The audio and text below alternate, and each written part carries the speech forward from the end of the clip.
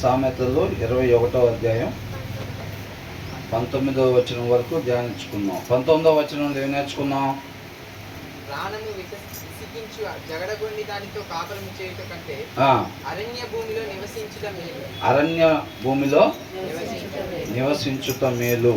ఎలా ఉండకూడదంటే ఈ వచన ప్రకారం అంత ముందు కూడా చూసాం మనం. ఈ సామెతల్లో కొన్ని వచనాలు రిపీటెడ్గా వస్తున్నాయి, అవునా? జగడమొండి వారిగా మనం ఉండకూడదు, గయ్యాల వారిగా మనం ఉండకూడదు అన్నమాట, అవునా?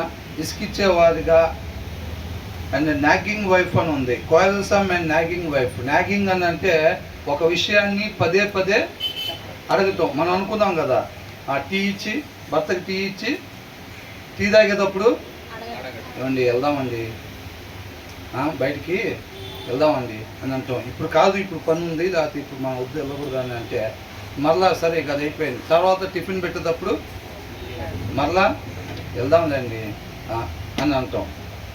స్వరం పెంచకపోయినా సరే ఇసుకిచ్చటం అన్నమాట. విశ్వాసి కదా అని చెప్పి ఇట్లాగా మనం అరవకూడదు, కానీ సాధించుకోవాలి. నెగ్గటం ఏంటంట? నాగింగ్ అని అంటే నెగ్గటం, అడగటం. మళ్ళీ టిఫిన్ పెట్టేటప్పుడు మరలా ఇప్పుడు వెళ్ళకూడదు, మన పరిస్థితి ఇప్పుడు బాగోలేదు వెళ్ళకూడదు అని అంటే మరలా భోజనం తీసుకొచ్చేటప్పుడు 2 ముద్దలు నోట్లో పెట్టుకునేదాకా ఆగి 3వ ముద్ద కన్నా ముందు మన మాట వెళ్ళిపోవాలి అనే పరిస్థితి, అవునా? భర్తలు కూడా అంతేగా. భార్యలు ఒక్కలేనా? అంటే అక్కడ బ్రదర్ వైఫ్ అని రాశారు కదా, అట్లాగా అది మనకు కూడా వర్తించిద్దా అంటే 100% వర్తించిద్ది అనమాట. ఇద్దరికీ చెప్తున్నారు, గయ్యాది వారిగా జగడమారిగా మనం ఉండకూడదు అని అంటున్నాడు. పదే పదే ఇసుకిచ్చేవారిగా సాధించుకునేవారిగా మనం ఉండకూడదు అని అంటున్నారు. ఒకవేళ వాక్యం అనే అర్థంలో మనలో ఏదైనా అట్లాంటిది కనపడుతున్నట్లయితే కనుక మనం ఏం చేయాలి? దానికి ఒబీడియంట్, విధేయత చూపించి సరి చేసుకునే వారంగా మనం ఉండాలి తప్ప దాంట్లో అంతే ఉండదులే మనం ఇంతే ఉండాలి అనే వైఖరిలో వెళ్ళారనుకోండి, రేపు మంటలు కనపడతాయి. ఏం కనపడతాయి? చల్లటి వాతావరణం కనపడకుండా మంటలు కనపడతాయి. దారి తప్పి వచ్చినట్టున్నామని అప్పుడు అనుకున్న ఉపయోగం ఏం లేదు, అవునా కదా? కాబట్టి దారి చక్కగా చూపించేటప్పుడే మనం ఆ మార్గాన్ని ఎంచుకొని ముందుకెళ్ళే వారంగా ఉండదన్నమాట. కాబట్టి జగడాల మాలతో ఉండే కానీ ఎక్కడ ఉంటాం మేలంట? అరణ్య భూమిలో. ప్రశాంతంగా ఉండే అరణ్య భూమిలో ఉండటం మేలు. కాబట్టి మన ప్రశాంతమైన వాతావరణాన్ని, సమాధానాన్ని మనం నెలకొల్పేవారిగా ఉండాలి, కోరుకునేవారిగా ఉండాలి తప్ప అలాంటివి మనం క్రియేట్ చేసేవారికి ఎప్పుడు ఉండకూడదు. తర్వాత ఏమనుంది? విలువగల ధనమును నూనెయు జ్ఞానుల ఇంట నుండును, బుద్ధిహీనుడు దాని వ్యయపరచును. అక్కడ జ్ఞానుల ఇంట అనేది మనం అండర్లైన్ చేసుకోండి. ఈ వచనంలో ఏంటంట? జ్ఞానుల ఇంట. జ్ఞానం కలిగి ఉండాలనేది ఈ వచనం చూపిస్తుంది అన్నమాట. అర్థమవుతుందండి? ఏమంటుంది? The wise store up choice food and olive oil. The wise అని అన్నారు. జ్ఞానం కలిగిన వాళ్ళు మాత్రమే అని అర్థం అన్నమాట. జ్ఞానం లేకపోతే ఏం చేస్తారంటే తర్వాత రాస్తుంది, but fools gulp their down అని ఉంది. అంటే వాళ్ళు ఏం చేస్తారంటే, ఫర్ ఎగ్జాంపుల్ ఒక 40,000 జీతం అనుకోండి, 40,000 జీతం 30 రోజులు గడపాలి కదా, తర్వాత మరలా 40,000 వస్తాయి. ఈ జ్ఞానవంతుడు ఏం చేస్తాడంటే 40,000ని చక్కగా 30 రోజులు గడిచేటట్టుగా ఇల్లు చక్కబెడతాడనమాట. జ్ఞానవంతురాలు అట్ ద సేమ్ టైం జ్ఞానవంతుడు ఇద్దరు ఏం చేస్తారు? 30 రోజులు గడిచేటట్టుగా దాన్ని చక్కగా ఆ జ్ఞానంతో వాటిని వ్యవహరిస్తారు, కుటుంబాన్ని నడుపుతారు. ఈ హృదయంలో వాక్యం లేని వాళ్ళు, అంటే జ్ఞానం లేని వాళ్ళు ఏం చేస్తారంటే ఆ 40,000ని చక్కగా 4 రోజుల్లో, కుదిరితే 10 రోజుల్లో అన్నా అవజేసేసి మిగతా 20 రోజులు ఏం చేస్తారు? ఇంకో 40,000 వచ్చే నెలలో ఇవి కూడా అప్పు చేసి పెట్టుకొని ముందే రెడీ చేసి పెట్టుకుంటారు. అంటే వాళ్ళకి జ్ఞానం ఉందా లేదా? జ్ఞానం లేదన్నమాట వాళ్ళకి. ఎందుకు? వాళ్ళ స్థాయి మించి వాళ్ళ జీవితం నడుపుతున్నారు, వాళ్ళ కుటుంబాన్ని నడుపుతున్నారు, అవునా? కాబట్టి స్థాయి మించి ఎవరు కూడా నడుచుకోకూడదు. స్థాయి మించి ఎవరు నడుస్తారు అంటే జ్ఞానము లేని వాళ్ళు. ఈ వచనం ద్వారా 2 రకాలు మనం ముందు పెడతా ఉన్నారు. ఒకటి జ్ఞానం కలిగి ఉండటం, ఒకటి జ్ఞానం లేకపోవటం అన్నమాట. అర్థమవుతుందండి? ముందే చేసుకోవటం ఎందుకని అయిపోయింది అని అంటే వీళ్ళకి జ్ఞానం ఉంది కాబట్టి. బుద్ధిగల కన్యకలు ఏం చేశారు? పెళ్లి కుమారుడు వచ్చేంత వరకు కూడా నూనె ఉండేటట్టుగా ఏం చేశారు? జ్ఞానంతో వ్యవహరించి చెక్ చేసుకోవటం, నూనె ముందే స్పేర్ పెట్టుకోవటం, ఇవన్నీ కూడా వాళ్ళు జ్ఞానంతో వ్యవహరించారు. ఈ బుద్ధి లేని కన్యకలు ఏం చేశారు?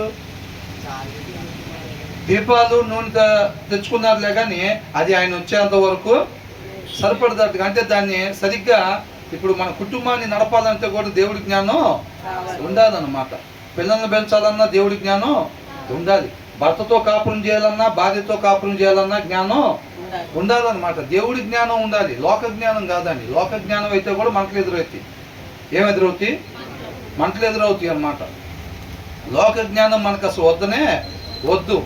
దేవుడి జ్ఞానం మాత్రమే మనకి కావాలి. దేవుడి జ్ఞానంతో మనం భర్తతో కాపురం చేయాలి, భార్యతో కాపురం చేయాలి, దేవుడి జ్ఞానంతో పిల్లల్ని పెంచాలి, దేవుడి జ్ఞానంతోనే కుటుంబాన్ని కూడా నడపాలి. అర్థమవుతుందండి? అదంటున్నారు జ్ఞానం కలిగి ఉండాలి. ఇందాక వచ్చిన ఏం చూసాం? జగడాల మాదిరిగా మనం ఉండకూడదు, గొడవలు పెట్టుకునే వాళ్ళుగా ఉండకూడదు, అనవసరమైన విషయాలుగా గొడవలు పెట్టుకునే వాళ్ళుగా ఉండకూడదు. సమాధానాన్ని ఎల్లప్పుడూ మనం కోరుకోవాలన్నమాట. అవునా? ఇసుకిచ్చుకొని సాధించుకునే వారిగా ఉండకూడదు. చాలా మందికి అవి ఆయుధాలుగా ఉంటాయి. ఏంటంట? చాలా మందికి అవి ఆయుధాలు. ఏంటి ఆయుధం? ఇసుకిచ్చి నెగ్గటం, సాధించుకోవటం. అవునా? అది మంచిది కాదు, వాక్యానుసారం కాదు అని చెప్పి వాక్యమైన దేవుడు చదివిస్తూ ఉన్నాడు. ఈ వచనంలో ఏం చూసాం మనం? జ్ఞానము కలిగి ఉండాలి. జ్ఞానం ఎక్కడి నుంచి వచ్చింది? వాక్యము చదివితే వచ్చింది. కేవలం వాక్యాన్ని విని విడిచిపెడితే చర్చిలకు వచ్చినప్పుడు మాత్రమే వాక్యం వింటే వచ్చేది కాదు. వాక్యాన్ని బాగా చదవాలి. చదువుతూ ఉంటే వాక్యం అనేది దేవుని మాట, జ్ఞానం ఆయన నోట నుంచి వచ్చింది అన్నమాట. అవునా? కాబట్టి వాక్యం బాగా చదివినప్పుడు మనకు ఆ జ్ఞానము, వివేకము, ఆయన ఆలోచన, ఆయన బలము, ఆయన తెలివి, ఆయన యందు భయభక్తులు మనలో తయారవుతాయి. వాక్యం చదవకపోతే సోమరి ఆశలు పడతాం అన్నమాట. అంటే జ్ఞానం, దేవుడి జ్ఞానం కలిగి ఉండాలి అని అనుకుంటాం, కానీ ఉండదు. అక్కడికి వెళ్ళి సమాధానం పడదాం అని అనుకుంటాం, కానీ అక్కడికి పోయి ఫస్ట్ చేసుకునేది గొడవలో మనమే. ఎందుకని? ఇక్కడ లేదు. అవునా? ఆ సమాధానం పడదాం అనుకునేది ఆ సమాధానం ఇక్కడ లేదు. మనిషి ప్రతి ఒక్కటి కూడా ఇక్కడి నుంచి తీస్తాడు. అవునా? హృదయంలో నుంచి తీయాలి. మనిషి ప్రతి ఒక్కటి ఇటు చూడండి, దయచేసి ఇటు చూడండి. మనిషి ప్రతి ఒక్కటి ఎక్కడి నుంచి తీయాలి? హృదయంలో నుంచి తీయాలి. అక్కడ లేనిది ఏమన్నా వచ్చిందా? అక్కడ లేనిది రాదు, ఉన్నదే వచ్చింది. సమాధానం అక్కడ లేకపోతే గనక మనం అనుకున్నా అది రాదు. మంచి చూపు కావాలి అని మనం అనుకున్నా అది అక్కడ ఉంటేనే వచ్చింది. మంచి ప్రవర్తన కావాలని మనం అనుకున్నా అది అక్కడ ఉంటేనే వచ్చింది. అక్కడికి ఎలా వచ్చింది అసలు? ఫస్ట్ వాక్యం చదివితే వాక్యం అయి ఉన్న దేవుడు లోపల ఉంటాడు కాబట్టి ఆయనలో ఉండే గుణలక్షణాలు వస్తాయి అన్నమాట మనలో నుంచి బయటికి. వాక్యము చదవకుండా క్రీస్తు వలె ఉండాలి అని అనుకుంటే అది సోమరి ఆశగానే నెరవేరకుండా పోయిద్ది అన్నమాట. అవునా కదా? కాబట్టి మనం జాగ్రత్తగా విని దాని ప్రకారంగా వాక్యాన్ని చదివితేనే మనం వాక్యానుసారంగా ఉండేవాళ్ళకి ఉంటాం. ఈ వచనంలో మనం జ్ఞానం కలిగి ఉండండి, జ్ఞానం లేకుండా ఉండబాకండి, అనేక నష్టాలు ఎదుర్కోవాల్సి వచ్చింది. ఆ జ్ఞానం కలిగి ఉండాలంటే వాక్యాన్ని బాగా చదవాలి. తర్వాత ఏంటంట? నీతిని కృపను అనుసరించువాడు. ఆ మాటలు రెండు అండర్లైన్ చేసుకోవాలి. ఏంటంట? హూ ఎవర్ పర్స్యూస్, వెంటాడాలంట. ఎవరన్నా మన దగ్గరికి రావాల్సిందే, మనం వాళ్ళ దగ్గరికి వెళ్ళేది ఏంటి? ఏ విషయంలో నేను ఒకరి దగ్గరికి వెళ్ళేది ఉండదు ఎప్పుడైనా. ఏంటంట? ఎవరైనా మన దగ్గరికి రావాల్సిందే, మనం వాళ్ళ దగ్గరికి వెళ్ళి అడిగేది ఏంటి? అట్లా ఉండదు. ఏం చేయాలంట? నోరు తెసి మాట్లాడాలి. కొంచెం నీతిని, ఆయన ప్రేమను ఏం చేయాలంట? వెంటాడాలంట. వెంటాడాలి, పరిగెత్తుకొని సాధించుకో. కోడిని ఎలా పట్టుకుంటామండి? కమాన్ కోడి కమాన్ అంటే వచ్చేసిద్దా? వచ్చి ఒళ్ళో పడిద్దా? బుధం మీద ఎక్కిద్దా? దాని వెనక కోడిని ఎలాగైతే పట్టుకుంటామో మనం వెంటాడతామో, మనం అలాగా దేన్నంట? నీతిని, నీతి, నీతిమంతుడు, వాక్యాన్ని అనుసరించేవాడు, నీతి వాక్యము.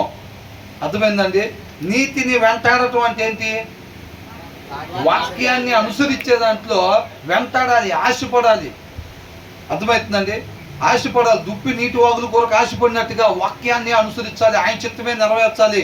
ఒక్క అడుగు కూడా పక్కకి పడకూడదు. అనే ఒక ఆశ, ఆతృత, తృష్ణ మనలో ఉండాలన్నమాట. అది ఉండాలి. అది వెంటాడటం అంటే. అడుగు పక్కన పడేది ఉండదంతే. అట్లా అనమాట. అర్థమవుతుందండి? నీతిని వెంటాడాలి. ఆ నీతిని అంతగా వెంటాడే అంతగా ఆశ మనలో కలగాలంటే అంతగా వాక్యం చదవాలి. ఏం చదవాలి? అంతగా వెంటాడేటట్టుగా నేను వాక్యమే అనుసరించాలి, ఆయన చిత్తమే నెరవేర్చాలి, నేను ఆయన నామాన్ని గొప్పగా మహింపరిచేవారుగా ఉండాలి అని అంతగా మనలో ఆశ కలగాలంటే ఏం చేయాలంట? అంతగా అయిపోయిందిగా. అంతగా ఏం చేయాలంట? వాక్యాన్ని చదవాలి. మనం ఎంతగా వాక్యం చదివితే మనలో అంత ఆశ తయారైద్ది అనమాట. అంత ఆశ తయారైద్ది. ప్రాణాలు వదిలిపెడతాను కాదు సిద్ధపాటు అయ్యారని అంటే ఆయన మాటకు అంత విలువిచ్చారు వాళ్ళు. అర్థమవుతుందండి? అంటే వాళ్ళ టయాల్లో ఏమీ సుఖ సౌకర్యాలు లేవా? బంగారం లేదా? వెండి లేదా? విలువైన వస్త్రాలు లేవా? రథాలు లేవా? పేరు హోదాలు లేవా? రాజు లేకపోతే ఇట్లాగ అధికారి ఇట్లాంటివి లేవా? అన్నీ ఉన్నాయి. ఆ టైంలో కూడా అన్నీ ఉన్నాయి. అయినా సరే వీళ్ళు ప్రాణాలు సైతం విడిచిపెడతాం అవసరమైతే తప్ప అడుగు మాత్రం పక్కన పడకూడదు. వాళ్ళలో అంత ఆశ ఎట్లా తయారైంది? దేవుని మాట. వాళ్ళ చూపు దేవుడి మాట మీదే. కాబట్టి నీ కంటితో దేన్ని చూస్తున్నావో నీ హృదయం దాన్ని కోరుకుంటా ఉండేది. వాక్యం చదవాలి. మన సత్తా ఏంటో చూపెట్టాలన్నమాట. మన సత్తా అంటే దేవుని పక్కన పెట్టి మన సత్తా చూపెడితే ఏముండదు, బూడిదే. మనం ఆల్రెడీ ధూళి నుంచి తయారు చేయబడ్డాం కాబట్టి దేవుని పక్కన పెడితే మనం ఏది చేసినా ధూళే ఉంటుంది అక్కడ. అర్థమవుతుందండి? కాబట్టి వాక్యాన్ని బాగా చదవాలి. నేను నిన్నే కదండి బాప్తిసం తీసుకుంది, నేను ఎంత చదివినా ఏం ఉండదేమో, అట్లాగే ఉండదు. ఆయన అంతరంగాన్ని చూస్తాడు. ఎంతగా ఆశపడితే అంతగా తృప్తిపరుస్తాడు. ఆ బ్రదర్ కంటే 50 ఏళ్ళు ఉన్నాయి, బ్రదర్కి 40 ఏళ్ళు ఉన్నాయి, బ్రదర్కి 70 ఏళ్ళు ఉన్నాయి. కాబట్టి బ్రదర్ సీనియర్ అనుకుంటా. ఆ బ్రదర్ ప్రార్థన చేసినట్టు మనం చేయలేము అనుకుంటా. ఈ బ్రదర్ పాట పాడినట్టు మనం పాడలేమేమో, ఈ సిస్టర్ వాక్యం చెప్పినట్టుగా మనం చెప్పలేమేమో. అలాంటి ఏమీ ఉండదు. సీనియారిటీతో ఏమైనా సంబంధం ఉండిద్దా? సీనియారిటీ జూనియారిటీ ఏమి ఉండదు ఆయన దగ్గర. ఆయన ఎన్నుకున్న వాడికి ఆయన అధిక బలాన్ని ఇస్తాడు తప్ప బలం గల్లవాడిని ఎన్నుకునేవాడు కాదు. అర్థమవుతుందండి? సబ్మిట్ చేసుకోవటం, నువ్వు ఎంతగా తగ్గించుకోవటం వస్తే ఆయన అంతగా హెచ్చించడానికి సిద్ధంగా ఉన్నాడు అనమాట. అర్థమవుతుందండి? మన చూపు ఎప్పుడు కింద వైపు ఉండాలి, మన స్థాయి ఎప్పుడు పై వైపు ఉండిద్ది అనమాట.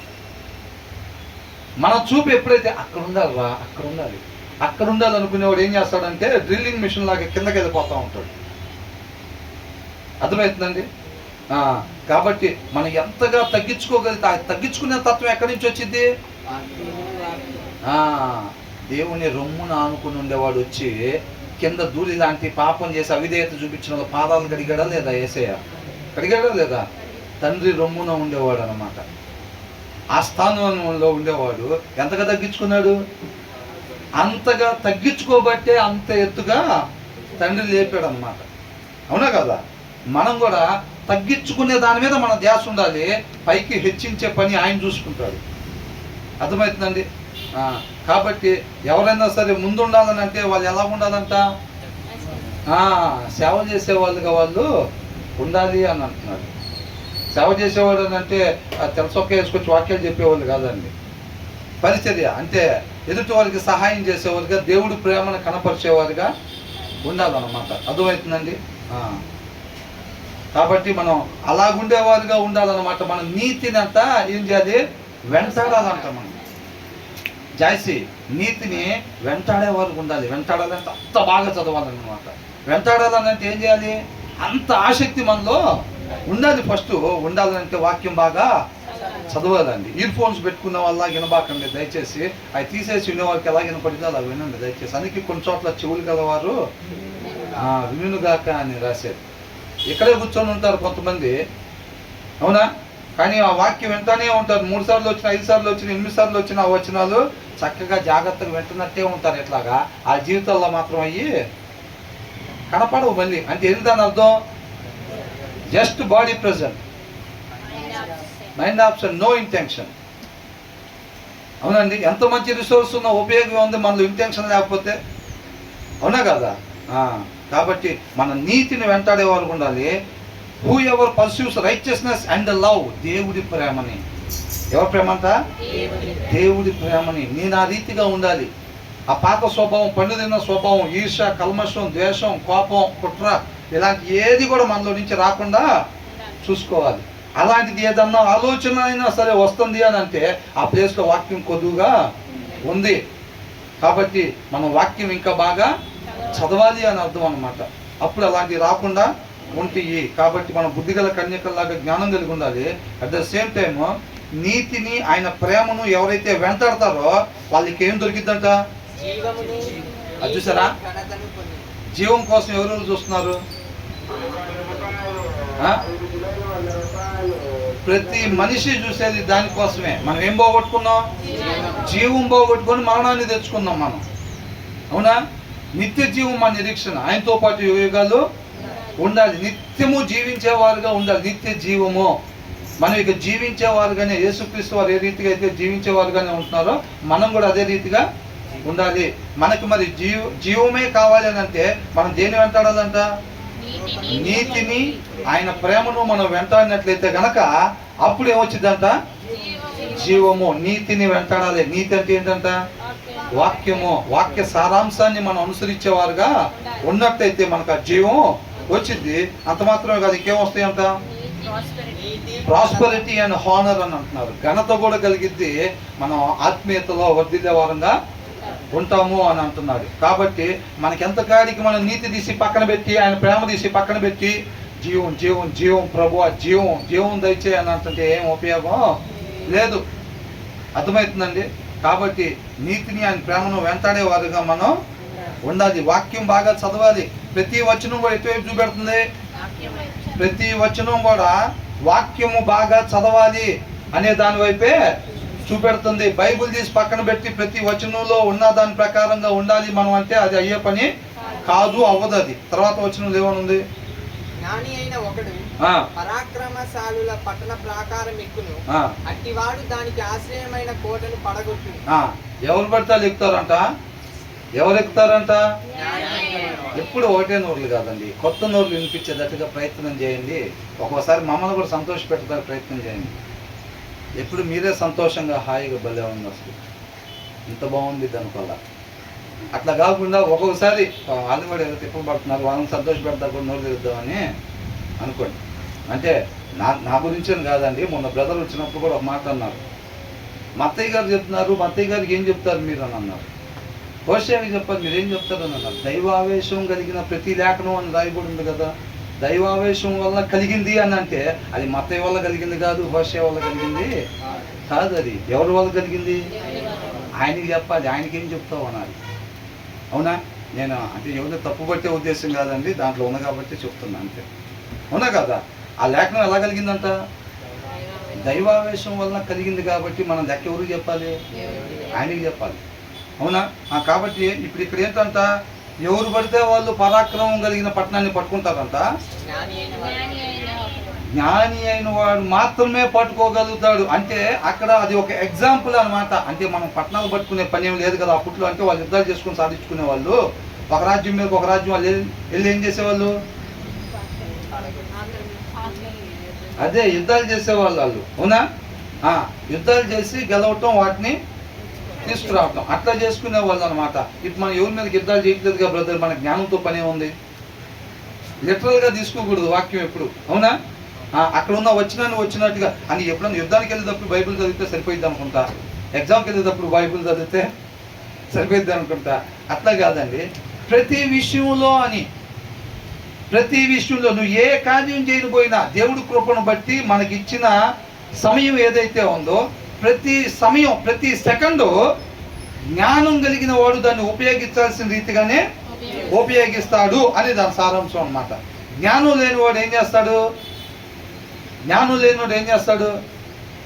దేవుడు కృపను బట్టి చూడండి, దేవుడు కృపను బట్టి మనకిచ్చిన సమయాన్ని, ఆ క్షణాల్ని ఉపయోగించాల్సిన రీతిగా ఉపయోగించడు జ్ఞానం లేనివాడు. అర్థమవుతుందండి? నేను జ్ఞానిని అని నేను అనుకుంటే సరిపోయిందా? జ్ఞానంగా ప్రవర్తించాలని నేను అనుకుంటే సరిపోయిందా? ఆ జ్ఞానం ఎక్కడ ఉండాలి? ఆ జ్ఞానం ఫస్ట్ ఇక్కడ ఉండాలి. అవునా? ఆ జ్ఞానం ఎక్కడ ఉంటుంది? దేవునిలో ఉండిద్ది కాబట్టి ఆ గుణలక్షణం మనలో ఉండాలని అంటే ఆ వాక్యమై ఉన్న దేవుని మన హృదయంలో పెట్టుకోవాలన్నమాట. అది ఉంటేనే మనం జ్ఞానిగా నడుచుకోగలుగుతాం. కుటుంబాన్ని నడపటం అని అంటే ఎత్తబడితే అత్త నడపటం ఎవరైనా నడుపుతారు. అంటే కారు తీసుకుని వెళ్ళి చెట్టు గుద్దాలంటే, మనుషులు గుద్దాలంటే, లోయలో పడేయాలంటే డ్రైవింగ్ వచ్చి ఉండాలా? అవసరం లేదు. ఎట్టబడితే అట్ట కుటుంబాన్ని నడిపి 4 రోజుల్లో విడాకులు తీసుకుని ఉదాహరణలు ఉండాలి. పిల్లల్ని ఎట్టబడితే తయారు చేయాలని అంటే దానికి జ్ఞానంతో పని అట్లా ఉండాల్సిన రీతిగా దేవుడు ఆయన కృపను బట్టి మనకి ఇచ్చిన సమయాన్ని ఆయన హృదయాలోచన చొప్పున మాత్రమే దాన్ని ఉపయోగించాలి అంటే జ్ఞానం కావాలి. మాకు అట్లాంటి ఆలోచన ఏమి లేదండి. ఆయన హృదయాలోచన ప్రకారంగా మాత్రమే ఆ క్షణాన్ని ఉపయోగించాలనే ఆలోచన మాకేమీ లేదు. మాకు కూడా హృదయాలు ఉన్నాయి, మాకు కూడా కొన్ని ఆలోచనలు దాంట్లో ఉన్నాయి. వాటి ప్రకారంగా నడుపుదామని అనుకుంటుంటే మీ బైబిల్తో పని ఏమీ లేదు. ఒకవేళ ఉండాల్సిన రీతికి మాత్రమే ఉండాలి నేను అనుకుంటే బైబిల్తో మాత్రమే పని, నీతో నాతో పని ఏమీ లేదు. అంతేనా కాదు? ఇక నీతో నాతో పని ఉందా? సరిగ్గా డ్రైవింగ్ రావడం వాళ్ళకి పక్కన కూర్చోవాలి. పక్కన కూర్చొని ఆయన స్టీరింగ్ ఇచ్చనగానే ఒక్కొక్కసారి అటు తిప్పుతూ ఉండాలి. అవునా కదా? ఆయన డ్రైవింగ్ వచ్చా రాదా? మనం ఇంకా ఆ సీట్లో అవసరమా? అసలు ఆ సీట్లో అవసరమే లేదు. ఆ సీట్లో మనం జారకపోతే, ఆ దరిదాపుల్లో లేకపోతే ఆయన కంఫర్ట్గా డ్రైవింగ్ చేస్తాడు. అవునా కదా? కాబట్టి అలాగ ఉండాలన్నమాట. జ్ఞాని అయిన వాడంతా ఏం చేస్తాడంట? అలా తప్ప వాళ్ళు పట్టణాన్ని స్వాధీనం చేసుకురావటం కాదంట. ఏదో చిన్న చిత్తగా రాజ్యాల మీదకి పోయి దాడి చేసుకుని రావటం కాదంట. ఎవరి మీదకి వెళ్తాడంట? పరాక్రమం అంటే యుద్ధంలో బాగా ద టాప్ మోస్ట్ ఉండే వాళ్ళు ఉంటారు చూసారా, వాళ్ళ మీదకి, వాళ్ళు ఉండే సిటీ మీదకి వెళ్తాడంట. వాళ్ళు దేనిని చూసైతే మనల్ని ఎవడు రాపేది అనుకుంటారు చూసారా. ఈ కోట ఉంటే ఎలుకో వాళ్ళు ఏమనుకున్నారంట? ఈ కోట దాటి నరమాత్రుడు లోపలికి రాలేడు, మన టచ్ కూడా చేయలేడు. అంటే వాళ్ళ ధైర్యం ఏంటి? ఆ కోట ధైర్యం. కొంతమందికి ఆయుధాలు ధైర్యం. అవునా? కొంతమంది నేను బాగా చదువుకున్నా, కొంతమంది అకౌంట్ చూసావా, కొంటమే ఏదైనా మన వల్ల కాందేది లేదు, మనం కొనందేది లేదు అని అనుకో. వాళ్ళు దేన్ని చూసైతే స్ట్రాంగ్ హోల్డ్గా, ఆధారంగా, వాళ్ళ కోటగా అనుకుంటున్నారు. ఏంటంట? కొంతమంది ఏం చేస్తారు? కొన్నిటిని వాళ్ళకి ఆధారంగా పెట్టుకుంటారు, కోటగా పెట్టుకుంటారు. కొంతమంది డబ్బు చూసి, దేవుణ్ణి చూసి కాదు. ఏంటంట? డబ్బు చూసి. మనకే ఉంది, ఏదైనా ప్రాబ్లం వస్తే టక్కని అవసరమైతే ఎంత పెద్ద హాస్పిటల్కి వెళ్ళి చూపించుకుంటాం అంటారు. కొంతమంది ఆరోగ్యం, ఎక్కడ దాన్ని నేను ఎదుర్కోగలుగుతాను, నేను బలం ఉంది అని అంటారు. కొంతమంది బలగం, అనేక మంది చుట్టాలు ఉన్నారు, నేను ఫోన్ చేస్తే ఏమంటే వచ్చేస్తారు అని అనుకుంటారు. కాబట్టి కొంతమందికి ఏంటంట, వాళ్ళ స్ట్రాంగ్ హోల్డ్, ఈ కోట ఉన్నంత వరకు మనల్ని ఎవరేం చేయలేరు, ఈ సైన్యం ఉన్నంత వరకు మనల్ని ఎవరేమీ చేయలేరు, ఈ ఆయుధాలు ఉన్నంత వరకు మనల్ని ఎవరేమీ చేయలేరు అని చెప్పి కొన్నిటిని చూసి వాళ్ళు అతిశయపడతా ఉంటారు. వాటిని బలంగా పెట్టుకుంటారు చూసారా. ఈ జ్ఞానం కలిగిన వాడంట వాళ్ళు దేన్ని బలంగా పెట్టుకుంటున్నారో దాన్ని పడగొట్టేవాడిగా ఉంటాడు అని అంటున్నాడు. ఏంటంట? One who is wise can go up against the city of the mighty and pull down the stronghold in which they trust. వాళ్ళు ఏదైతే నా బలమో అని అనుకుంటున్నారో ఆ బలాన్ని వాళ్ళు పడగొట్టేవారుగా ఉంటారు. ఎవరంటే అసలు ధ్యాస పెట్టట్లేదండి, ధ్యాస లేదు. ఒక్కొక్కరు ఒక్కొక్క దాని మీద పెట్టుకుంటున్నారు ధ్యాస. దేవుడు దొరికే టైంలోనే వెతకాలి. తర్వాత ప్రభు ప్రభు అని తలుపులు కొట్టిన వాళ్ళందరికీ తలుపులు తీరు. తర్వాత ఎంత సక్రమంగా కూర్చున్నా ఉపయోగం ఏమీ లేదు. కడుపు నిండా తినడానికి ఉపయోగపడిద్ది ఆ సక్రమం. టిఫిన్ పెట్టేటప్పుడు కొంచెంసేపు టిఫిన్ పెడతారు కదా, టిఫిన్ పెట్టేటప్పుడు సక్రమంగా ధ్యాస పెట్టి చూస్తే ఎక్కువ తినగలుగుతాం. అవునా? మార్త ఏం చేసిందంట? నిత్యము జీవింపజేసి ఆయన మాట వదిలిపెట్టి ఒక పూట కడుపు నింపే ఫుడ్ కోసం 2 సార్లు పిలుస్తాడు దేవుడు. అందుకే వినపడే వాళ్ళకి ఎన్నిసార్లు పిలుస్తారు? 1 సారి పిలుస్తారు. చెవిటి వాళ్ళకి ఎన్నిసార్లు పిలుస్తారు? 2 సార్లు. ఒకసారి ఓయ్ ఇట్రా అని అంటే వినపడలేదు అనుకో, ఓయ్ నిన్నే ఇట్రా అంటారా లేదా? అది మార్తా మార్తా అని ఎందుకన్నారు? ఇక్కడ చెప్తుందే వినపడతలేదా, విలువైంది ఏదో తెలియట్లేదా అని. అవునా? కాబట్టి ఈ జ్ఞానవంతుడు ఏం చేస్తాడంట, ఎవరు పడితే వాళ్ళు కాదండి. ఇక్కడ ఈ వచనంలో మనం అండర్లైన్ చేసుకోవాల్సింది జ్ఞానవంతుడు మాత్రమే. చర్చిలో ఉన్న వాళ్ళందరూ కాదండి, చర్చిలో ఉన్న వాళ్ళందరూ కాదు, హల్లెలూయా చెప్పిన వాళ్ళందరూ కాదు. కేవలం జ్ఞానవంతులు మాత్రమే ఏం చేస్తారంట, దేవుడు కృపను బట్టి మనకి ఇచ్చిన సమయాన్ని ఆయన హృదయాలోచన ప్రకారంగా దాన్ని ఉపయోగిస్తారు. అలా కాకపోతే మన హృదయాలోచన చొప్పున మనం ఉపయోగించే వారంగా ఉంటాం. అడిగితే చెబుతాం ఏమని, ఈ సెకండ్ దేవుడు ఇచ్చాడు కదా మనకు ఆయన కృపను బట్టి, ఈ సెకండ్ ఎలా ఉపయోగిద్దాం అనుకుంటున్నావు అని ఏం చెబుతాం, దేవుడు హృదయాలోచన చొప్పున ఉపయోగిద్దాం అనుకుంటున్నా అని చెబుతాం అంతే.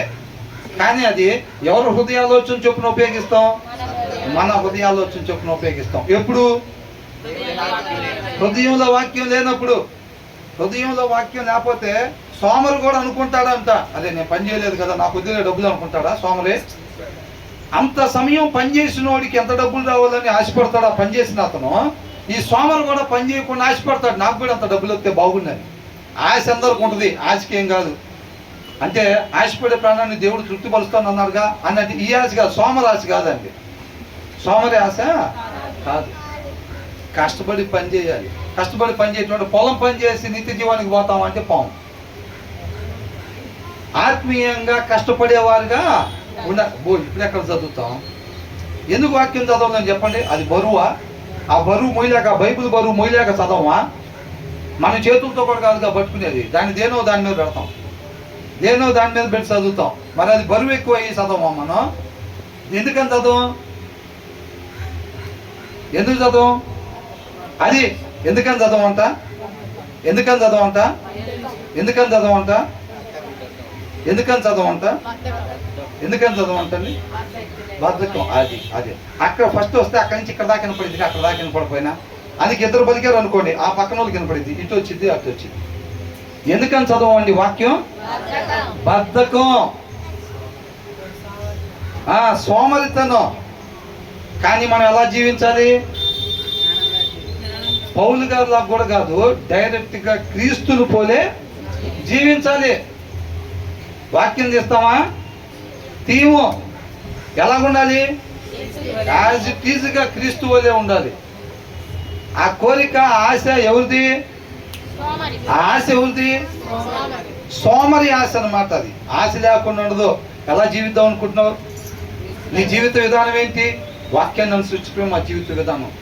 చెప్పిన ప్రతి ఒక్కరు అయ్యేది కాదు. ప్రభు నన్ను పిలిచిన ప్రతి ఒక్కరు పరలోకానికి చేరాలని. కష్టపడాలి, కాళ్ళు నొప్పి లేకుండా ఉండవు. ప్రార్థన చేసేటప్పుడు నొప్పి లేకుండా ఉంటాయా, ఉంటాయి, అవునా కదా? ఏ మార్గం ఇది, ఇరుకు మార్గం. కొంతకాలం ఏంటి, శ్రమలో. అది మనం మెంటల్గా ప్రిపేర్ అయి ఉండాలి, దాన్ని ఇష్టపడాలి, అపేక్షించాలి, అపేక్షించాలి. దాన్ని, ఆ నొప్పిని అపేక్షించాలి, ఆ కష్టాన్ని అపేక్షించాలి మనం. అప్పుడే నీకు ఆ చల్లటి వాతావరణం ఎదురైంది, మంటలు కాకుండా. అవునా? బ్రదర్ చల్లటి వాతావరణం అంటున్నారు, అక్కడ అట్లా ఉంటుందా అని అనుకోబాకండి. దయచేసి సారాంశాన్ని తీసుకోండి, అర్థమవుతుందా?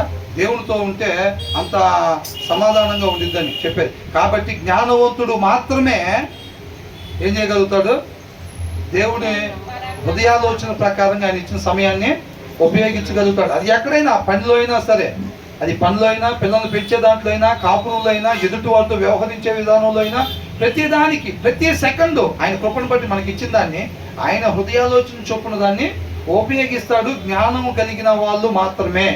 ఓకేనండి? అంటే మనం ఎలా ఉండాలి, జ్ఞానం లేని వాళ్ళు కన్నా జ్ఞానం కలిగి ఉండాలన్నమాట. ఆ తర్వాత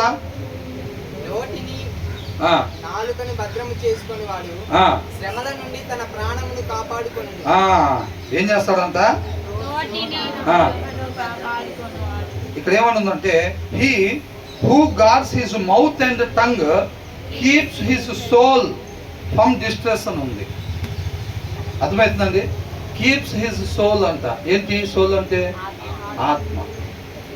అర్థమవుతుందండి? నోటికి చెయ్యి అడ్డం పెట్టుకుంటే ఉపయోగం ఏం లేదండి. ఇది జస్ట్ ఓపెనింగ్ డోర్ లాంటిది అంతే, డోర్ లాంటిది. మనిషి లోపల ఉంటేనే ఆ డోర్లో నుంచి బయటకు వస్తాడు తప్ప ఆ డోర్ ఏం చేయలేదు. ఈ నోరు కాదు, ఇక్కడ ఉండాలి భద్రత. అర్థమవుతుందండి? ఇక్కడ ఉండాలి, ఇక్కడ ఉన్నదే ఈ నోట్లో నుంచి బయటికి వచ్చింది. లోపల ఇబ్బంది అవుతుంది, హార్ట్కి జన్నుభావం రాసుకుంటే తగ్గిపోతాయి, అన్నీ తగ్గవు. వాటికి సంబంధించిన లోపల వేయాలి అంతే తప్ప. హూ గాడ్ అంటే ఏంటి? Those who God there mouths అని అంటున్నారు. కాచుకునేవారు. ఏది పడితే అది రాకూడని మాట రాకుండా, పలకకూడని మాట పలకకుండా, చూడకూడని చూపు చూడకుండా, ప్రవర్తించకూడని ప్రవర్తన ప్రవర్తించకుండా. ఇవన్నీ ఎక్కడి నుంచి వస్తాయి? ఇక్కడి నుంచి వస్తాయి, హృదయంలో నుంచి వస్తాయి. ఆ వాక్యమైన దేవుడు ఎప్పుడైతే ఇక్కడ ఉంటాడో మన హృదయానికి, మన తలంపులకి వాక్యము కావలిగా ఉండిద్ది. రావాల్సింది మాత్రమే వచ్చేటట్టుగా పంపించింది వాక్యం ఉంటే. వాక్యం లేకపోతే రాకూడని మాట అస్సలు తిట్టకూడదు అనుకుంటున్నాను. అయినా సరే కోపంలో, ఎందుకని నీ వల్ల నా వల్ల ఏమైంది? ఎంత పెద్ద దైవజనుడైనా అనుకుంటే ఏం కాదండి, ఇక్కడ ఉండాలి. అనుకోకుండా, ఇప్పుడు చెయ్యకుండా ఉండే ఆయన, ఆ గుణలక్షణం కలిగిన ఆయన ఇక్కడ ఉండాలి. అప్పుడు మనం కూడా మాట్లాడకుండా ఉంటాము. కావలి ఇక్కడ ఉండాలి. జస్ట్ నోటి దగ్గర పెట్టుకుంటే ఉపయోగం ఏమీ లేదు. దీని సారాంశం అదనమాట. లిటరల్గా మూతికను నాలుగుకి పెట్టుకోమన్నారు కదండి, ఆ రెండింటికి క్లిప్ వేసుకుంటే సరిపోయింది. వాక్యం చదవకుండా నీకు క్లిప్ వేసిన అవ్వదు, బ్యాండేడ్ వేసిన అవ్వదు, ఏ చేసినా అవ్వదు. అవునా కదా? కాబట్టి కావలి ఇక్కడ ఉండాలన్నమాట. ఇక్కడ ఉండేటప్పుడు ఇక్కడ రావాల్సిన మాటే వచ్చిద్ది, పలకాల్సిన మాటలే పలుకుతాం. దానివల్ల ఏం జరిగిద్ది? మన ఆత్మ రక్షింపబడిద్ది అంట. ఏమైంది? ఆత్మ రక్షింపబడిద్ది. ఇక్కడ soul keeps his soul from distress అని అంటున్నాడు. అర్థమవుతుందండి? కాబట్టి మన ఆత్మ రక్షింపబడి, మనం మాట్లాడినప్పుడు ఏమైంది? అది బుక్లో రాస్తారా లేదా? రేపు అది నిత్య నరకానికి తీసుకెళ్ళటానికి అది సాక్ష్యంగా పనిచేసిద్ది. అవునా కదా? నీతిమంతుడి మాట జీవపు ఓట. అట్ ద సేమ్ టైం మూర్ఖుడి మాట ఏంటంట? మరణపు ఓట. ఆ మాట మాట్లాడినప్పుడు వీళ్ళకి మరణాన్ని తెచ్చిద్ది. ఆ మాట విని అవతల కూడా నేర్చుకుంటారు కాబట్టి వాళ్ళకు ఏమొచ్చింది? మరణం. కాబట్టి మరణపు ఓట అన్నమాట. చూసారా? ఆ పదం నేను ఒక్కసారే వాడా ఇక్కడ నుంచి ఉన్నప్పుడు, పక్కనే గ్రాప్ చేసుకుంది. అర్థమవుతుందండి? మూర్ఖుడు, హృదయంలో వాక్యం లేనివాడు, ఆసక్తి లేనివాడు, చదవడు కాబట్టి ఆసక్తి లేదు. అడిగితే ఏంటది అంటాడు. ఆ దేవుడు మాట చెప్తాడు, కానీ దాన్ని చదవాలి, దాన్ని అనుసరించాలని ఆశీర్వాదంలో లేదనమాట. కాబట్టి మన హృదయంలో సమృద్ధిగా దేవుని వాక్యం ఉన్నట్లయితే కనుక అప్పుడు మనం guard their mouth and their tongues keep themselves అని అంటున్నాడు. అర్థమవుతుందండి? కీప్ దెమ్సెల్స్ ఫ్రమ్ కెలామిటీ అని అంటున్నాడు. అర్థమవుతుందా? కాబట్టి ఏం చేయాలంట? మన నోటికి, మన నాలుగుకి కాపలా పెట్టుకోవాలి. అక్కడ కాపలా పెట్టాలనంటే కాపలా ఎక్కడ పెట్టాలి? కాలనీకి కాపలా పెట్టండి. ఈ కాలనీకి కాపలా అంటే ఎక్కడ ఉంటాడు? మెయిన్ ఎంట్రన్స్ దగ్గర. అంటే ఎవరైతే ఎక్కడ అంటే వస్తుంది? మెయిన్ ఎంట్రన్స్ దగ్గర ఉంటాడు. ఎందుకంటే అక్కడి నుంచే కదా వచ్చేది, అక్కడి నుంచేనా కదా వచ్చేది. కాబట్టి అక్కడ ఇప్పుడు దీనికి మెయిన్ ఎంట్రన్స్ ఏది? ఇది మెయిన్ ఎంట్రన్స్. ఇక్కడి నుంచి రావాలి. ఏదైనా రావాల్సిందే, రావాలైనా రాకూడదు రావాలైనా సరే అన్ని కూడా ఇక్కడి నుంచి. కాబట్టి కాపలా ఎక్కడ పెట్టాలి? మెయిన్ ఎంట్రన్స్ దగ్గర పెట్టాలి. హృదయం దగ్గర వాక్యం అయిన దేవుడు ఉండాలి. అది రాకూడని మాట రాకుండా చేసిద్ది అన్నమాట, చేస్తాడు దేవుడు. అవునా? కాబట్టి హృదయంలో వాక్యం ఉండాలి. అప్పుడు మన ఆత్మను కాపాడుకునే వారంగా ఉంటాము. తర్వాత అహంకారి అయిన గర్విష్ఠునికి ఎవరంతా? అహంకారి అనగానే మనం అలా ఉండాలి అని అనుకోవాలా, అట్లా ఉండకూడదు అని అనుకోవాలా? అహంకారి అనగానే ఎవరో కానీ హృదయంలో వాక్యం లేనోళ్ళు, ఒక మనిషి ఉండకూడని రీతిగా ఉంటున్న వాళ్ళు అని అర్థం. మళ్ళీ అహంకారాన్ని ప్రవర్తించిన మనం కూడా అట్లా ఉంటే బాగుంది అనుకుంటారా? అహంకారి అని అన్నప్పుడు మనం అలాగా ఉండకూడదు అని. ఏంటంట? అహంకారి అయిన గర్విష్ఠునికి అపహాసకుడని పేరు. అపహాసకుడని ఎవరికంత పేరు? అహంకారి అయిన గర్విష్ఠుడు. అహంకారిగా ఉండకూడదు, గర్విష్ఠులుగా ఉండు. అవును మాకుంది కారు, ఏంటంట మీకు లేదుగా. అవును మాకుంది ఇల్లు, ఇప్పుడేంది మీకు లేదు కదా. అవును నేను బాగా చెప్తా వాక్యం, అవును నేను బాగా పాడతా పాట, అవును నేను బాగా చేస్తా ప్రార్థన. ఇప్పుడు ఏంటది? గర్వం, అహంకారం. నెబుకద్నెజరు ఏమనుకున్నాడు? దేవుడు ఇచ్చాడు అనుకున్నాడా? ఈయన దేవుడు అప్పగిచ్చాడు అనుకున్నాడా? నేను తెచ్చుకున్నా ఇయ్యాలని అనుకున్నాడా? నేను తెచ్చుకున్నా ఇయ్యాలని నా బలంతో. అవును మీ వల్ల మిగతా వాళ్ళ వల్ల కాల, నా వల్ల అయింది, అది నేను చెప్పేది అని అనుకున్నాడు నెబుకద్నెజరు. ఏమైంది? తర్వాత ఆయన కన్నులు ఎటువైపు చూసి చూడాల్సిన వైపు. ఆయన ఇస్తేనే తప్ప ఎవరికి రాదు అని ఆయన మాత్రం తెలుసుకోవటం కాదు, అందరికీ నోరు తెలిసి చెప్తున్నాడు అన్నమాట. అర్థమవుతుందండి? బ్రదర్ మొన్న వచ్చినప్పుడు చక్కగా చెప్పారు కదా వాక్యం. హోషేయ ఏంటంట, మొదటగా తాను అనుభవిస్తే, తాను ఆ పరిస్థితుల్లో గుండా పోతే అప్పుడు నువ్వు క్లారిటీగా వివరంగా వాళ్ళకి చెప్పగలుగుతావు, అనుభవిస్తున్నావు కాబట్టి అన్నారు. అవునా కదా? కాబట్టి అపహాస్యకుడు అని ఎవరికంట పేరు? అపహాస్యకులుగా ఉండాలని ఎంతమంది అనుకుంటున్నారు? ఎవరన్నా అనుకుంటున్నారా అపహాస్యకులుగా ఉండాలి నేను అని? ఎవరు అనుకోవట్లేదా? అలా ఉండకూడదు అంటే మనలో అహంకారం ఉండకూడదు. ఏముండకూడదు? మనలో గర్వం ఉండకూడదు. ఏముండకూడదు అని పలకాలి కాదండి, ఉండకూడదు. అది ఉండకుండా ఉండాలని అంటే అక్కడ ఏముండాలి? వాక్యం ఉండాలి. వాక్యంలోనే అహంకారం లేకుండా ఉంటాడు. ఆయనలోనే అహంకారం లేకుండా ఉండేది, ఆయనలోనే గర్వం లేకుండా ఉండేది. కాబట్టి మనం ఆయన కలిగి ఉన్నాం అనుకోండి, అప్పుడు మనం కూడా అహంకారం లేకుండా గర్వం లేకుండా మనం ఏం చేస్తాం? హ్యూమిలిటీ, తగ్గించుకొని మనల్ని మనం తగ్గించుకొని వినయం కలిగి ఉండేవారంగా మనం ఉంటాము. అప్పుడు మనకు ఇంకో పేరు వస్తుంది, నీతిమంతుడు. ఏ పేరు? నీతిమంతుడు. అహంకారులకి ఉండేది, గర్విష్ఠులకు ఉండేది ఒక పేరు ఉందంట. ఆ పేరు ఏంటంట? ఇంగ్లీష్లో మోకర్. మోకర్ ఈజ్ హిజ్ నేమ్ అని ఉంది. నేను మోకర్ కాదండి, అహంకారం కలిగి ఉండి నేను మోకర్ కాదండి నువ్వంటే అనుకో. మేమంటాం కాదు, ఎవరు అంటున్నారు? వాక్యం అయిన దేవుడు అంటున్నాడు, యు ఆర్ ద మోకర్ అని. ఎప్పుడు? మనం అహంకారులుగా ఉంటే, మనం గర్విష్ఠుల్లాగా ఉంటే, మనం ఒప్పుకున్నా ఒప్పుకోపోయినా. ఇప్పుడు ఒక కాల్ లేదనుకున్నా ఆయనకి, మనం కుంటోడు అంటే నేను కుంటోడు కాదంటే అయిపోద్దా అంటే నేను ఎవరు తప్పు చేసి మాట్లాడుతున్నా అర్థం కావడం కోసం చెప్తున్నా. మనలో అహంకారం పెట్టుకొని నేను మోకర్ని కాదు, నేను అపహాసకుని కాదు, మీరు అందరూ అనుకుంటే అనుకోండి, మేము అనుకోవటం కాదు. నీ అహంకారం ఉందంటే నువ్వు ఆటోమేటిక్గా అపహాసకుడివే, మోకరమే నువ్వు. అవునా కదా? మనలో గర్వం ఉంది అని అంటే మోకరమే మనం, అంతే. అపహాసకుడివే. మనం ఒప్పుకోపోయినా దేవుడు దాన్ని అలాగే పరిగణలోకి తీసుకుంటారంట. వాళ్ళు ఎలా ప్రవర్తిస్తారంట? ఎలా ప్రవర్తిస్తాడంట? అమిత గర్వముతో ప్రవర్తిస్తాడు. అంటే చూడాలని అంటే ఎలాగంట, తన తోటి వారితో వ్యవహారం చేసేటప్పుడు ఎలా వ్యవహారం చేస్తాడు? అమిత గర్వంతో. కొద్దిగా అనుకోగానే చూస్తారా లేదా? ఏంటి ఎవరు అనుకుంటున్నావు ఇక్కడ? ఎవరు అనుకుంటున్నావు? నా పేరు కింద నా కేరళ చూడలేదా? ఏంటి అట్లా అనుకుని కూర్చుంటావేంటి? జనం లేదు, మరి ఏం చేస్తాం? అడ్జస్ట్మెంట్ కావాలి కదా. టచ్ చేయడానికి లేదు. మీరు అవసరమైతే ఒకరి మీద ఒకరు కూర్చోండి, నాకు మాత్రం మినిమం గ్యాప్ ఉండాలి ఇక్కడ. అంతేంటి? గర్వం, అహంకారం అయ్యి ఉండకూడదు. మరి అది ఎక్కడైతే ఏసైకి ఎంత దూరంలో కూర్చోవాలి మనం? అసలు కూర్చోడానికి లేదు మన ప్లేస్. కిలోమీటరా, 2 కిలోమీటర్లా, 10 కిలోమీటర్లా కాదు. ఆయన దరిదాపులో మనం అసలు ఉండటానికే వీల్లేదు. ఎక్కడ ఈ సృష్టిలో మనం ఎక్కడ ఉండటానికి వీల్లేదు. ఆయన స్థాయి అది. ఆయన ఏమనుకుంటున్నాడు? ఆయన కూర్చునే సింహాసనం మీద మనల్ని అంతగా తగ్గించుకుంటాడు. ఆయన అంతగా తగ్గించుకుంటాడు కాబట్టి అంతగా హెచ్చింపబడ్డాడు తండ్రి చేత.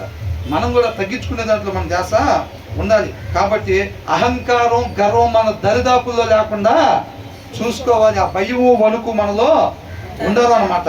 అర్థమవుతుందండి? తర్వాత ఏందంట? ఇది చూడండి, భలేగా ఉంది కదా అసలు మాట. ఏంటంట? సోమరి వారి చేతులు ఏం చేయమంట? చదువుదాంలే అంటారు. వాక్యం చదివావా అని భార్య అడిగితే భర్తనే ఏమంటాడు? చదువుతానులే. కాబట్టి భర్త కొద్దిగా హెడ్ ఆఫ్ ద హౌస్ కాబట్టి ఏమంటాడు? నేను చదువుతాను, నా తండ్రి నీ సంగతి చూడు ముందు అంటాడు. కొంతేసుకుని మీద పడిపోవటమే. చేసింది తప్పైనా సరే ఏమంటాడు? నీ సంగతి చూడు ముందు అంటాడు భర్త. అవునా? అదే భార్యనంటే వాక్యం చదవచ్చు కదా. ఎందుకనంటే భర్త కాబట్టి నువ్వు అరవచ్చు, మేము అరవటం అనుకుంటుంది, పైనుంచి కిందకు చూస్తాం అంతే. ఏంటంట అంటే అరిసినట్టే ఆ రెండు ఈక్వల్ పర్యాయ పదాలలాగా. ఏంటంట నువ్వు అరిసినా నేను పైనుంచి కింద చూసినా ఒకటే రెండు అన్నట్టుగా. అంటే అట్లా చేయమనా చేయకూడదనా? చేయకూడదు. అర్థమవుతుందండి. ఇంకొకసారి మనం వద్దనుకున్న ఆటోమేటిక్గా కళ్ళు ఇప్పుడు కళ్ళు సరిగ్గా అంటే కళ్ళు తీసుకుని ఉంటారు, కళ్ళు కనపడవు అనుకోండి సరిగ్గా, వాళ్ళకు కూడా గుడ్లు అటు ఇటు తిరుగుతూ ఉంటాయి. మనకు కావాలని అటు తిప్పామనుకోండి, తర్వాత వద్దనుకున్నా తిరుగుతాయి. అంతేనా కదా? వద్దనుకున్నా కొంతమంది ఏమంటారు డబ్బులు ఉంచుకొని కూడా ఎవరన్నా అడిగితే అసలు లేవక ఒట్టు. మొన్న ఈ మధ్య ఒక ఆయన పెద్ద దైవజనుడు, పెద్ద చర్చి ఉంది హైదరాబాద్లో, పెద్ద చర్చి ఉంది. ఆ దేవుడి మీద ఆనబెట్టి చెబుతున్నా, నా ప్రజలారా వినండి అని అన్నారు. ఏది నువ్వు ఆనబెట్టేది? అక్కడ ఆనబెట్టకూడదని రాశారు కదా. ఆనబెట్టకూడదని రాశారా లేదా? నువ్వు అవునంటే అవును, కాదంటే కాదంటే శుభ్రంగా పెద్ద స్టేజ్ మీద నుంచొని పెద్ద పాస్టర్ గారు, పెద్ద చర్చ్ ఉంది, పేరు చెప్పకూడదు కానీ దీంట్లో వినపడదు కాబట్టి చెప్తున్నాను. అక్కడి నుంచి ఏంటంట ఆ దేవుడి మీద ఆనబెట్టి నువ్వేం చెప్పాల్సిన పని లేదు అన్నాను. ఎవరో ఒకరు లేసి ఏమనాలి, నువ్వేం చెప్పాల్సిన పని లేదు, నీ లోపల ఏముందో మాకు అర్థమైంది, మేము వేరే చోటుకి వెళ్తాంలే అన్నాడు. అవునా కదా? కాబట్టి మనం ఏదో లిటరల్గా తీసుకుంటే అంతే ఉండేది. కాబట్టి ఇక్కడ ఏంటంట సోమరి గురించి మంచి మంచి అంశాల గురించి వస్తున్నాయి కదా. ఇవాళ ఏమని ఉందంటే ఇక్కడ సోమరి వాని చేతులు పని చేయని వల్లవు, వాని ఇచ్చ వాని చంపును. అది చూసారా? వాని ఇచ్చ, వాని చంపేది ఎవరంట? దేవుడు నన్ను చంపాడు, నన్ను నరకంలో దేవుడు బలేశాడు. రేపు వెళ్ళి అక్కడికి పోయి వీళ్ళందరూ కూడా ఏం చెప్పుకుంటారు? నన్ను దేవుడు బలేశాడు, ఇక్కడ మనం ఇష్టపడలేదు, పార్షాలిటీ చూపెట్టాడు. అయ్యి కాబట్టి ఏం చెప్పుకుంటారు? ఆ లోపల అయ్యాక ఉండేది. అవును, అదే నిన్ను కాదురా, నన్ను కూడా అట్లాగే పడేశారా, నేనేం చేశాను అనుకుంటున్నావు? రాత్రి పగలు పని చేశాను రా, కోట్లు సంపాదించా, అవునా అన్నమాట. వాళ్ళ మాటలు అయ్యా ఉంటాయి అమ్మ. అవునా కదా? సోమరి అంట, సోమరిని చంపేది ఎవరంట? వాని ఇచ్చ. వాడు ఏదైతే ఇష్టపడతాడో అది వాడిని చంపిద్ది. ఏమి ఇష్టపడతాడు? వాక్యం చదవాల్సిన టైంలో ఇంకొద్దిసేపు కొంచెం సేపు, జస్ట్ ఒక్క 20 minutes, ఒక్క 10 minutes పడుకుందాం. ఒక 10 minutes పడుకున్న తర్వాత చకచకా రెడీ అవుదాం. ఆ 10 minutes పడుకుందాం అనే ఇష్టం ఏదైతే ఉందో అది ఆయన చంపేది. అర్థమవుతుందండి? ప్రార్థన చేయాల్సిన సమయంలో పెన్నుల కడ లేచి విశ్వాసంగా ప్రార్థన చేయాలా లేదా? చేయాలా చేయకూడదండి? కాబట్టి విశ్వాసి పెన్నుల కడనే లెగిసి సమస్త సృష్టి గురించి ఆయన పాదాల చెంత, ప్రతి ఒక్క నరుని గురించి, ప్రతి ఒక్క విషయం గురించి ఆయన పాదాల చెంత పెట్టి మనం మొదలు పెట్టుకోవాలా లేదా? సర్కిల్లో ఉండే వాళ్ళు ఏం చేస్తారంటే వాళ్ళ కుటుంబం గురించి, రక్త సంబంధికుల గురించి పెట్టుకుంటారు ఆయన పాదాల చెంత. ఇక అంతటితో లేచి వెళ్తారు. వాక్యం కలిగిన వాళ్ళు హృదయంలో ఏం చేస్తారు? సమస్తం గురించి ప్రభువా నీ పాదాల చెంత ఉంచుకుంటున్నాం. పర్టికులర్గా మేము ఇవాళ ఏ రీతిగా ఉండాలని నీ హృదయాలోచన అయ్యిందో ఆ రీతిగా మాత్రమే ఉండేదానికి నీ కృపతో నడిపించిన ఆయన మమ్మల్ని పూర్తిగా ఉపేక్షించుకొని అని చెప్పి ప్రార్థన చేయాలి. ఉపేక్షించకుండా ఆయన వెంబడించిన ఉపయోగం ఏం లేదు. ఇస్రాయేలు వెంబడించాడా లేదా? ఆయన ఉపేక్షించుకోకుండా వెంబడించాడు. ఆయన ఉపేక్షించుకోలేదు కాబట్టి డబ్బు సంపాదించాలనేది పోలా ఆయనలో నుంచి. ఫస్ట్ మనల్ని జీరో చేసుకోవాలి. మనల్ని జీరో చేసుకోకుండా దేవుని మహింపరచలేము అసలు. అర్థమవుతుందండి? కాబట్టి ఫస్ట్ మనల్ని ఉపేక్షించుకోవాలి. అందుకనే ఇక్కడ ఏమంటున్నాడు? సోమరి ద క్రావింగ్ ఆఫ్ ఎస్ లాగా, క్రావింగ్ ఇష్టం అంటే లాక్కోవటం ఎట్లాగా. అవునా? ఏం చేస్తారు? నీకు కావాల్సినంత తీసుకోవాలంటే ఏం చేస్తాం? 2 చేతులతో ఎంతవరకు పెట్టుకొని నాదంటారు. పిల్లలు ఏమంటారు? ఇవన్నీ నాయి అంటారు. నేను ఎవరికి నాను అంటారు. అట్లా సోమరు ఏం చేస్తాడు? సోమరు కూడా ఏదైతే ఇష్టపడుతున్నాడో, సోమరు ఏమి ఇష్టపడతాడండి? మంచిగా ఇష్టపడతాడా? బైబిల్ దిమ్మంటే తీడు సోమరి. 1 రోజైనా 2 రోజులైనా 3 రోజులైనా వారం రోజులైనా సోమరి బైబిల్ తీడు. ఎందుకని? ఒక అరగంట సేపు కూర్చొని చదివేదానికన్నా చదువుకుండా కూర్చుంటే హాయిగా ఉంటుంది. ఆ హాయి చంపిద్దంటే ఆయన్ని. ఎవరు చంపుతారు? హాయి. ఆయన ఇష్టపడ్డాడు. ఏమని? ఇప్పుడేం చదువుతాంలే, ఇప్పుడు ఎంతదాం వచ్చా, కొద్దిసేపు సీరియల్ చూసుకుందాం, ఇప్పుడేం చదువుతాంలే, ఇప్పుడే ఫుల్గా తిన్నా. ఏం చేశాడు సారు? ఫుల్గా తిన్నా. తిండి ఆగదు, చూసేది ఆగదు, టీలు తాగేది ఆగదు. ఆగేది కేవలం బైబిల్ చదవటం మాత్రమే, ప్రార్థన చేయటం మాత్రమే అవుతాయి, మిగతాది ఏది ఆగదు. వాళ్ళు ఎవరు? సోమరులు. ఇన్ని గిన్నెలు వేసుకొని తోమినంత మాత్రాన ఏమి సోమరులు కాకుండా బాగు. చెయ్యాల్సిన పని చేయకపోవటం పాపం. నేను అది చేయలేదు కాదండి, చెయ్యాల్సిన పని చేయకపోవటం పాపము. మనిషి ఎలా నడవాలంట? దేవుడి మాటను బట్టి నడవాలి.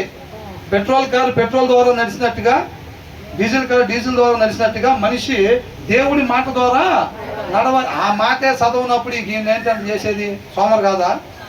సోమరే. మోకాలు చేసి ఎక్కడ ఉంటాం? మోకాల మీద 10 నిమిషాలు మనం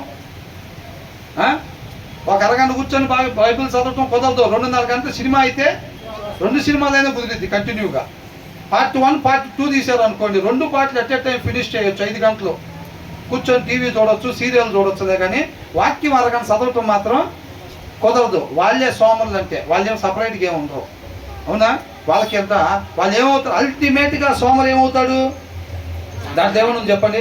వాళ్ళ ఇచ్చ వారిని చంపును అంటే అల్టిమేట్గా సోమరి చచ్చిపోయేవాడికి ఉంటాడు. సోమరి ఆత్మీయ సోమరులు ఖచ్చితంగా వాళ్ళ ఆత్మని చంపేసుకునేవారుగా ఉంటారు. వాళ్ళు నరకానికే పోతారు. సోమరి నరకానికి వెళ్ళేవాడు. అర్థమవుతుందండి? కాబట్టి మన సోమరి వారిగా ఉండకూడదు అని అంటున్నాడు. మన సోమరి వారిగా ఉండకూడదు అని అంటే ఆ సోమరితనం లేని ఆయన ఫస్ట్ మన హృదయంలో ఉండాలి. ఎవరు? వాక్యమై ఉన్న దేవుడు, అవునా? ఆయనలో సోమరితనం ఉండిద్దా? ఉండదు. ఏ టైంలో ఏ పని చేయాలో ఆ టైంలో ఆ పని చేస్తాడు. కాబట్టి ఆయన మనల్ని పూర్తిగా ఉపేక్షించుకొని ఆయనకి మన పూర్ణ హృదయం అప్పచెప్పామనుకోండి, అప్పుడు నడుపుతాడు ఆయన మనల్ని సోమరితనం లేకుండా. అర్థమవుతుందండి? బైబిల్ దిండు పక్కన పెట్టుకొని పడుకుంటే,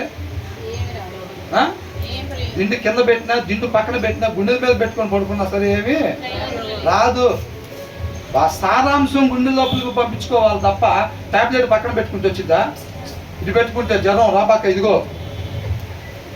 జ్వరం రావద్దు. ఇప్పుడు వాళ్ళ అన్నయ్య జ్వరం వచ్చింది, వాళ్ళ చెల్లి పడుకొని ఆ ఇద్దరి మధ్యలో టాబ్లెట్ పెడితే జ్వరం రాకుండా ఉంటుందా?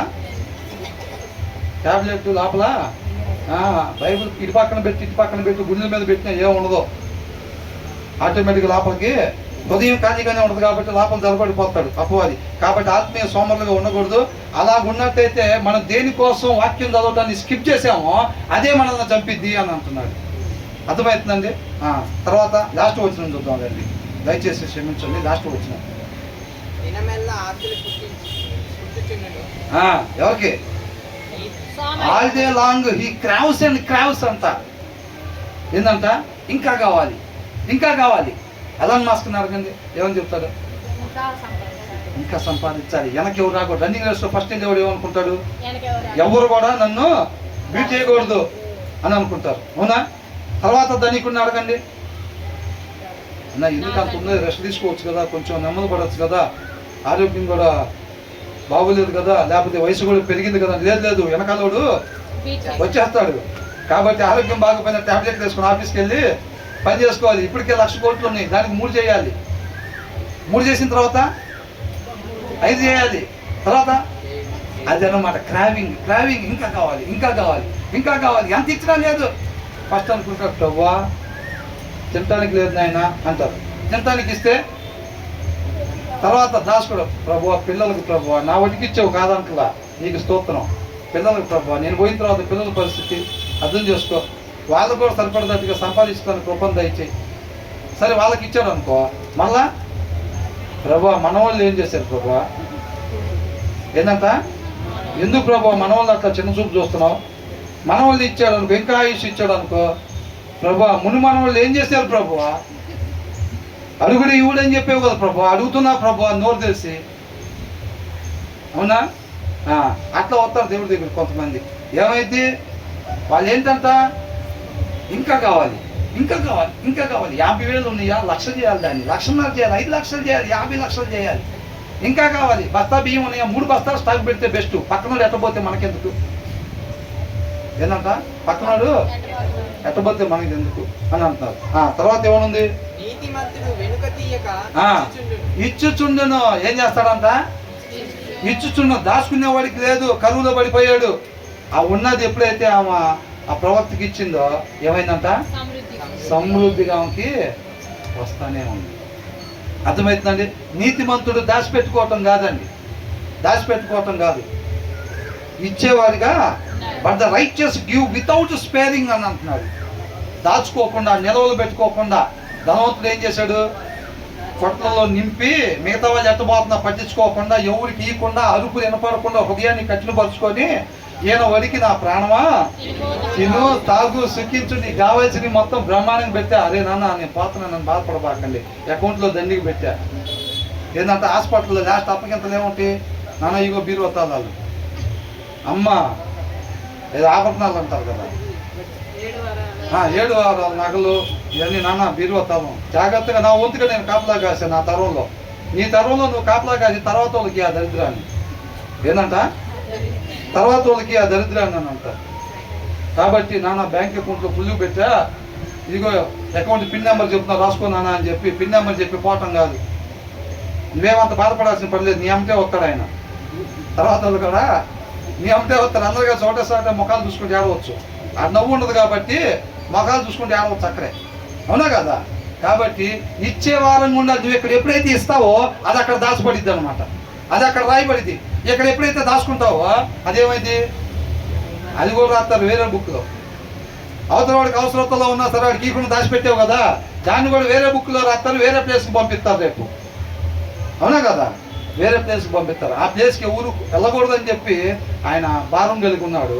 ఆయనలో నాటబడి ఉంటే మనకు కూడా అదే భారం కలిగి ఉండాలన్నమాట. కాబట్టి మనం దాచుకునే వారంగా కాకుండా ఎలా ఉండాలంట, అవసరతుల్లో ఉండే వారిని వెతికి ఇచ్చే వారంగా మనం ఉండాలి. క్రియలలో, నిద్రలో కాదండి. కొంతమంది మొత్తం దాచుకొని బయట నిద్రలో మాత్రం వాళ్ళకిస్తున్నట్టు వీళ్ళకిస్తున్నట్టుగా, వేసుకున్న సొక్క కూడా పింకో వాళ్ళకి ఇస్తున్నట్టుగా కళలు మాత్రం సోమవారం కళలేగా బయట మాత్రం ఇచ్చేదేవి ఉండదు. కానీ నీతిమంతుడు బయట ఇచ్చేవాడిగా ఉంటాడు అనమాట. కాబట్టి మనం అలాంటి నీతిమంతులుగా ఉండాలి తప్ప సోమరులాగా ఇంకా కావాలి ఇంకా కావాలని చెప్పి ఆల్ డే లాంగ్ అంట.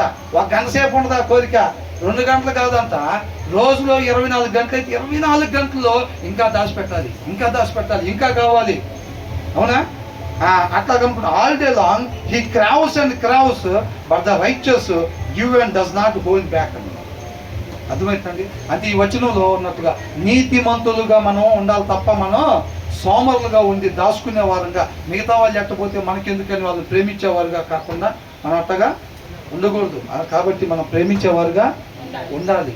అర్థమవుతుందండి? ఈ వచనాలు మరలా ఒకసారి వివరంగా చదవండి. మనం ఫస్ట్ వచనం ఏం నేర్చుకున్నాం, రెండో వచనం ఏం నేర్చుకున్నాం అని అడిగే సమయం లేదు కాబట్టి, చాలా సమయం ఉంది కాబట్టి ఇంతతో ముగిద్దాం. దేవునికి మహిమ కలుగును గాక.